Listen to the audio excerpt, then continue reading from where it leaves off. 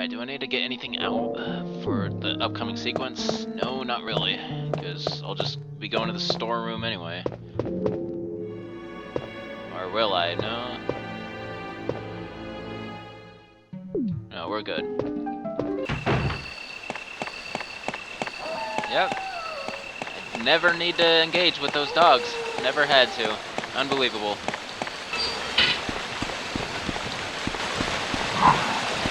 These ones are easy to avoid.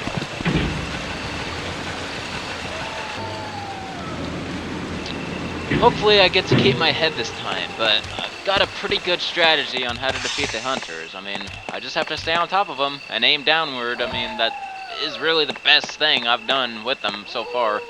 No matter what, though, they'll find a way to rip me off. They always do.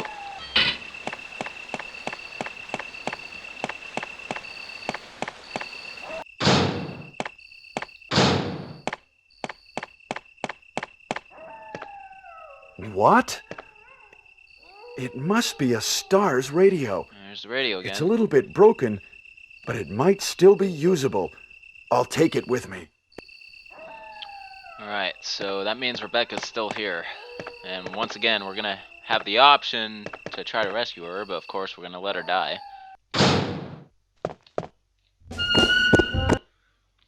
Alright, this battle is usually pretty easy. I never had a problem with this one.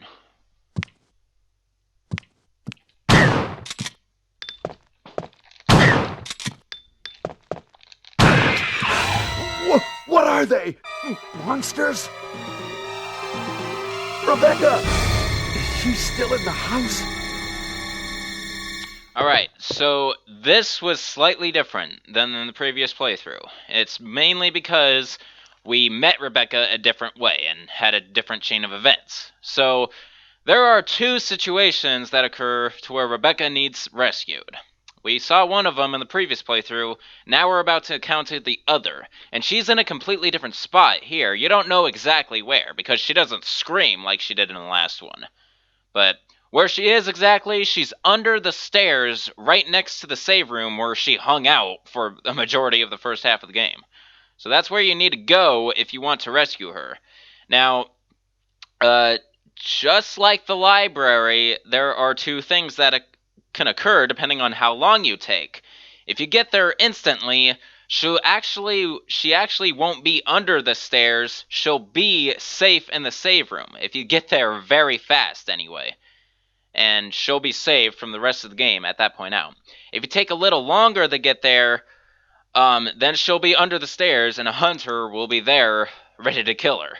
So then at that point you could either rescue her or you could leave the room and she'll be dead. However, unlike the library sequence, I don't think you can take too long to where you've witnessed Rebecca getting killed, like in the library. When it comes to under the stairs, I don't think you can witness that sequence. So you can take as long as you want to get to Rebecca under the stairs, as long as you don't leave the mansion beforehand. If you leave the mansion beforehand, I believe then you could find her dead already. But my point is, you cannot witness her getting killed, unlike in the library where we witnessed in the previous playthrough. So in this sequence, I'm just going to take my time getting there, and then when I'm ready to rescue her, I'm instead going to leave the room like a total coward and dick, and then she's going to die, but we're not going to see it, and then we come back in the room, and then she'll be dead. And it's funny what Chris does right there. Anyway, enough explaining about that. So yeah, this game has an incredible zapping system, and a whole bunch of events can happen, depending on the decisions you make and how long you take in making some of those decisions. So yeah, a very complex game indeed. And I cannot wait. I can hardly wait for how complex the remake of this game is going to be once I get to that game. But we're a few games away from that, because after this game, I'm moving on to Resident Evil 2, then 3, then Survivor, then Code Veronica, and then it will be Remake's turn. So we got about 5 games in between this one and Remake, so we've got a while. 6 if you count Resident Evil 2 Remake, that's coming out this year, I believe, which I still have a plan to do after the initial Resident Evil 2 playthrough. Alright, so we are gonna go this way, because I want to go in the storeroom. Oh, pray to God we don't die. I forgot to save.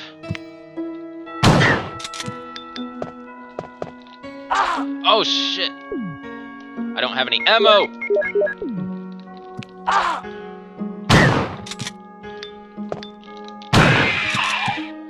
Huh, I got super nervous right there. I thought I was gonna have a repeat of the decapitation.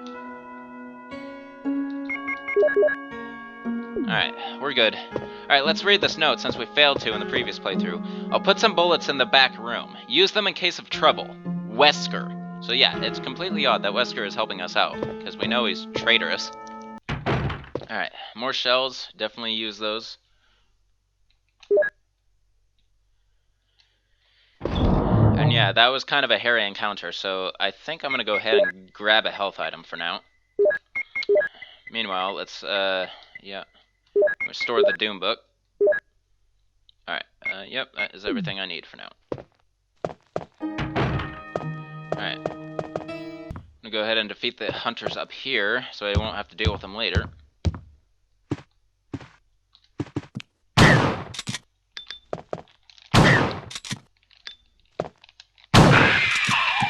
Yeah, I totally ripped them off by firing early like that, and the shot still manages to hit them. I love it. Alright, I'm not going to deal with that hunter at the far end of the hall yet. I don't need to bother with it. I should reload, though. Alright, because there's more hunters in here. I hate this hallway.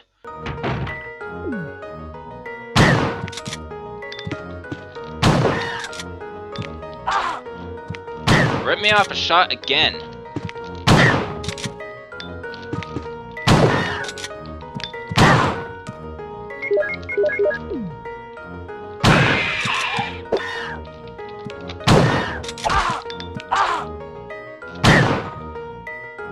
We're still good, thankfully.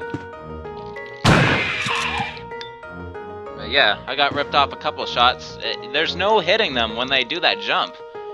At least I think. If they do the jump, and you know they're gonna do the jump, I think it's possible to hit them in mid-air if you aim upward. I'm not sure, though, and I'm not willing to find out. But anyway, we're still good. Thank God for Chris's massive health. Alright, but it's not over yet. We still got, like, 3 rooms of hunters to deal with still. I hate this.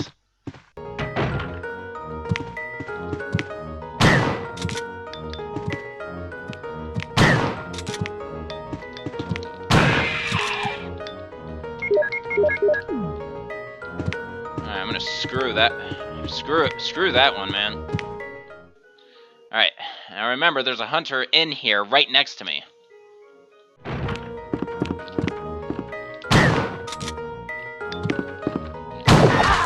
Not again!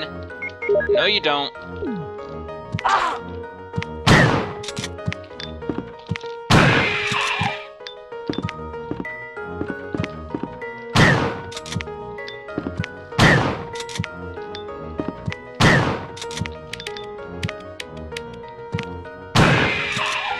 Alright, that worked out pretty good.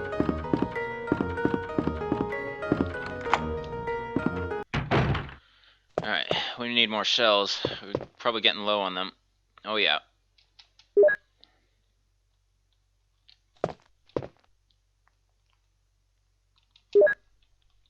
But as I remember, that once we get the Colt Python, it's better if we just use it for the rest of the game, really.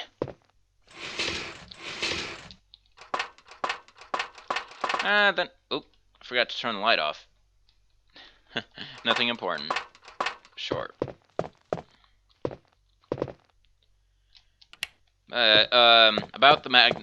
About the Colt Python, I did start using it particularly early in the last playthrough, and I ended with 3 shots left, and I just used them on zombies on the way out of the lab, so, and if I want to be safe, it's best that I just repeat the exact sequence. Still, though, these hunters are a pain in the ass, and the shotgun is not the best weapon, so... Oh, this is that sequence. I forgot about it. Oh, crap. Rebecca!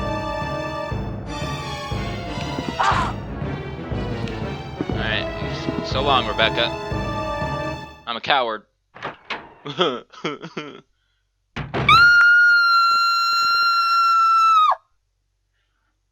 She's totally dead now. Alright, I don't have the necessary means for the Colt Python yet, so there's nothing I can do about that. However, I am going to get another health item out and store these Magnum rounds.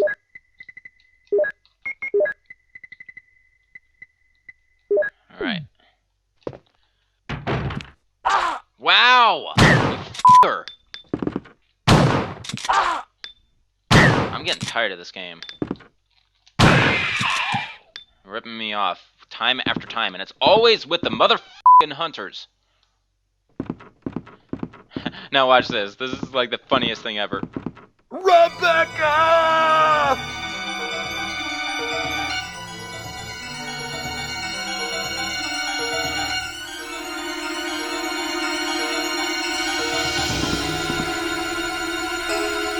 It's dot dot dot dot dot dot dot dot dot.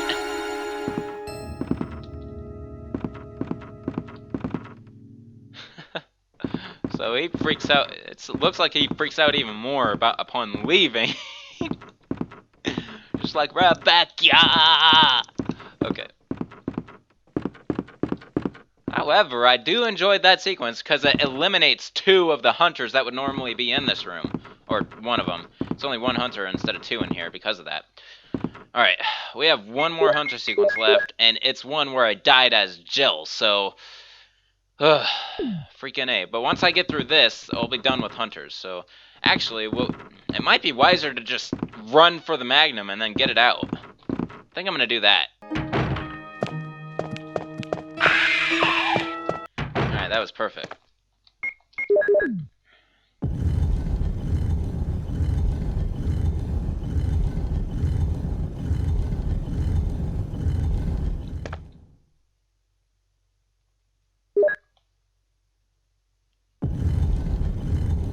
Alright, so I do not have quite enough Magnum ammo to last throughout the rest of the game, especially because I just remembered, since I am going for the bad ending and not the worst, I will be rescuing Jill, so I have to get the Modiscs. That means I have more enemies to defeat.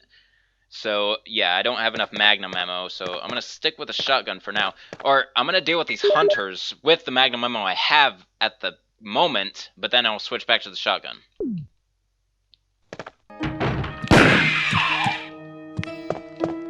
I'm not going to bother with you. I don't think I'm coming back through here.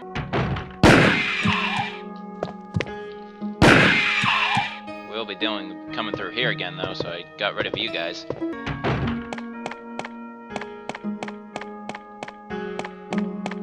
Alright, just 1 more helmet key room, and that's on my way to the Yawn. I'm gonna go this way so I can avoid a hunter, though.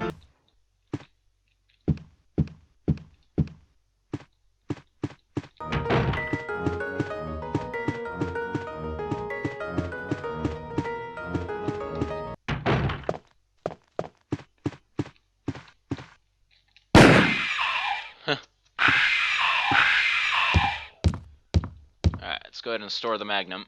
Because honestly, the best thing for the Yawn is the shotgun. Alright, store the Magnum for now. Alright, got the shotgun and shells. Low on amount, but I think I'll hold out for all the basement enemies. And I think we're good with just that. I only need 1 health item, really.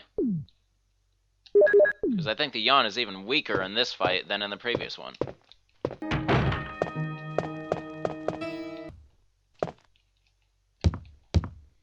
Man, a range mode is going to be a bitch, seriously. Because there's even more hunters.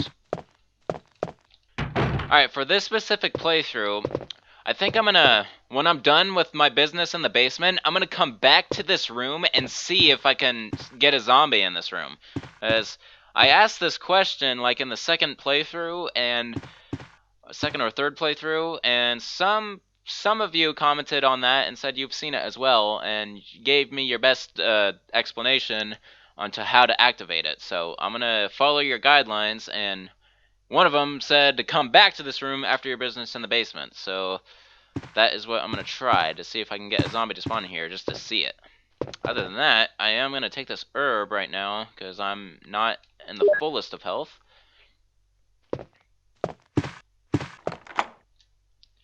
Alright, I'm getting rid of that key. Go ahead and use this right now.